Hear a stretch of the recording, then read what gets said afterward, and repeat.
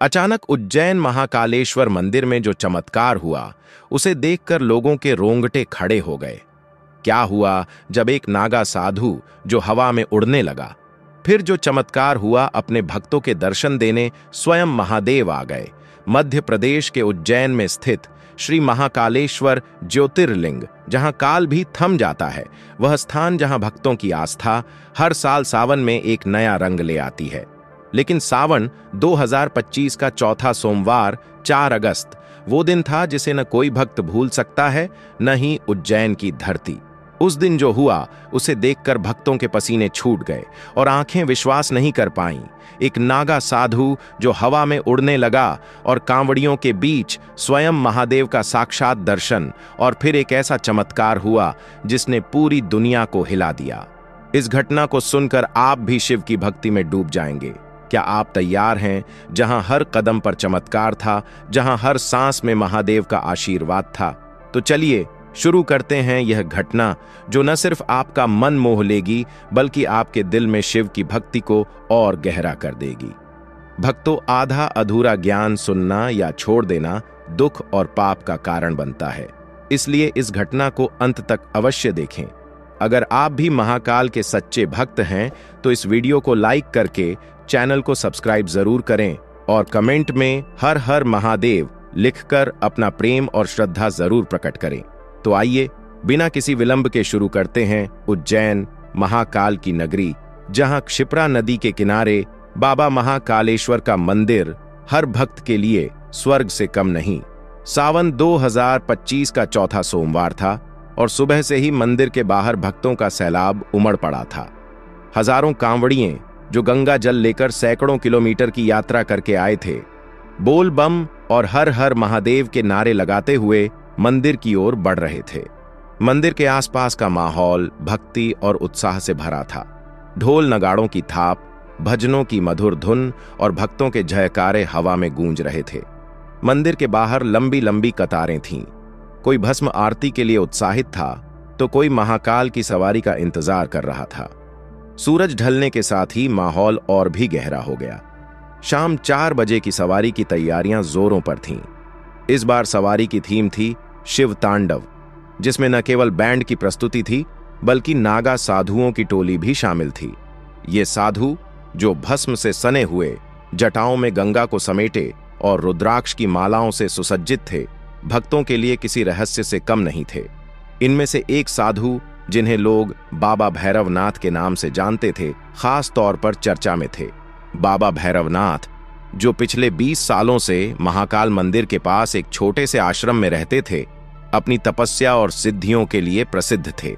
लोग कहते थे कि बाबा को स्वयं महादेव ने दर्शन दिए थे और उनकी आंखों में एक ऐसी चमक थी जो किसी को भी उनके सामने झुकने पर मजबूर कर देती थी। लेकिन उस दिन बाबा भैरवनाथ की मौजूदगी ने कुछ ऐसा होने का संकेत दिया जिसकी कोई कल्पना भी नहीं कर सकता था।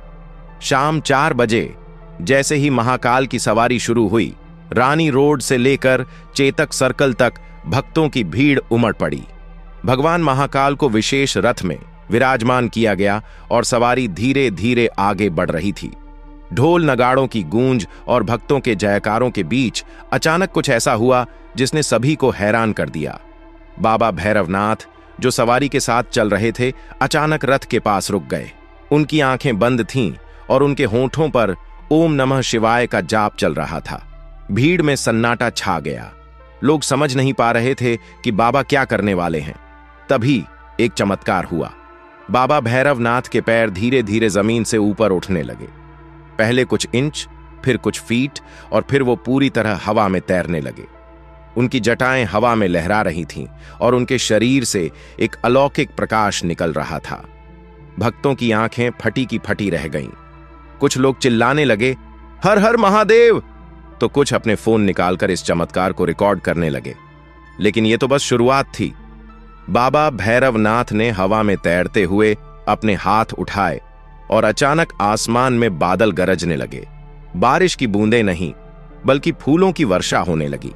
गुलाब, चमेली और बिल्वपत्र आसमान से बरस रहे थे और सारा माहौल सुगंध से भर गया। सभी लोगों के पसीने छूट गए। यह नजारा किसी स्वप्न से कम नहीं था। एक बुजुर्ग भक्त जिनका नाम राम प्रसाद था, ने अपने आंसुओं को रोकते हुए कहा, यह बाबा नहीं, स्वयं भोलेनाथ का रूप है। लेकिन यह चमत्कार अभी खत्म नहीं हुआ था। सवारी आगे बढ़ रही थी और बाबा भैरवनाथ अब जमीन पर वापस आ चुके थे, लेकिन उनकी आंखों में वही चमक थी जो बता रही थी कि कुछ और बड़ा होने वाला है। सवारी जब फतेह सागर झील के गंगा घाट पर पहुंची, जहां जल विहार का आयोजन था, वहां का दृश्य और भी भव्य था। हजारों कांवड़िए अपने कांवड़ों में गंगा जल लेकर खड़े थे और मंदिर के पुजारी भगवान महाकाल का जलाभिषेक करने की तैयारी कर रहे थे। तभी एक और चमत्कार हुआ। गंगा घाट के किनारे जहां भक्तों की भीड़ थी, एक तेज रोशनी प्रकट हुई। ये रोशनी इतनी तेज थी कि लोग अपनी आंखें बंद करने को मजबूर हो गए। जब रोशनी कम हुई तो वहां एक आकृति दिखाई दी। यह कोई साधारण इंसान नहीं था, यह स्वयं भगवान शिव का रूप था। जटाओं में गंगा, गले में सर्प और हाथ में त्रिशूल लिए। उनके शरीर से निकलने वाली रोशनी इतनी तेज थी कि पूरा घाट प्रकाशमय हो गया। भक्तों की सांसें थम गईं। कुछ लोग घुटनों के बल बैठ गए तो कुछ हर हर महादेव के नारे लगाने लगे। एक युवा कांवड़िया, जिसका नाम अमित था, ने बाद में बताया, मैंने अपनी आंखों से भोलेनाथ को देखा। उनकी आंखों में सारा संसार समाया हुआ था। ऐसा लगा जैसे वो मुझे ही देख रहे हों। लेकिन यह दर्शन केवल कुछ पलों का था। जैसे ही पुजारी ने जलाभिषेक शुरू किया, वह आकृति धीरे धीरे गायब हो गई। लेकिन हवा में एक मधुर स्वर गूंजने लगा, मेरे भक्तों, मैं सदा तुम्हारे साथ हूं। यह स्वर इतना प्रभावशाली था कि हर भक्त की आंखों में आंसू आ गए। जल विहार के बाद जब सवारी वापस मंदिर की ओर लौट रही थी, एक और चमत्कार हुआ जो इतिहास में दर्ज हो गया। रास्ते में एक छोटा सा गांव पड़ता था, जहां एक गरीब परिवार रहता था। इस परिवार की बेटी, जिसका नाम सावित्री था, जन्म से अंधी थी। उसकी मां हर साल सावन में महाकाल मंदिर आती थी और बेटी की आंखों की रोशनी के लिए प्रार्थना करती थी। उस दिन भी सावित्री अपनी मां के साथ सवारी देखने आई थी। जैसे ही रथ सावित्री के पास से गुजरा, उसने अपने हाथ जोड़े और हर हर महादेव का जाप शुरू किया। तभी एक तेज हवा का झोंका आया और सावित्री के शरीर में एक झटका सा लगा।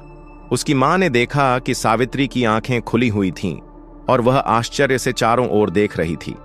मां, मैं देख सकती हूं, सावित्री ने चिल्लाते हुए कहा। यह सुनकर आसपास के लोग हैरान रह गए। सावित्री, जो जन्म से अंधी थी, अब सब कुछ साफ साफ देख रही थी। उसकी मां रोते हुए महाकाल के रथ के सामने लौट गई और बोली, हे भोलेनाथ, आपने मेरी पुकार सुन ली। यह चमत्कार देखकर वहां मौजूद हर भक्त की आंखें नम हो गईं। लोग इसे महाकाल की कृपा का जीता जागता सबूत मानने लगे। रात गहराने लगी थी और सवारी अब मंदिर की ओर लौट रही थी। लेकिन रात का सबसे बड़ा चमत्कार अभी बाकी था।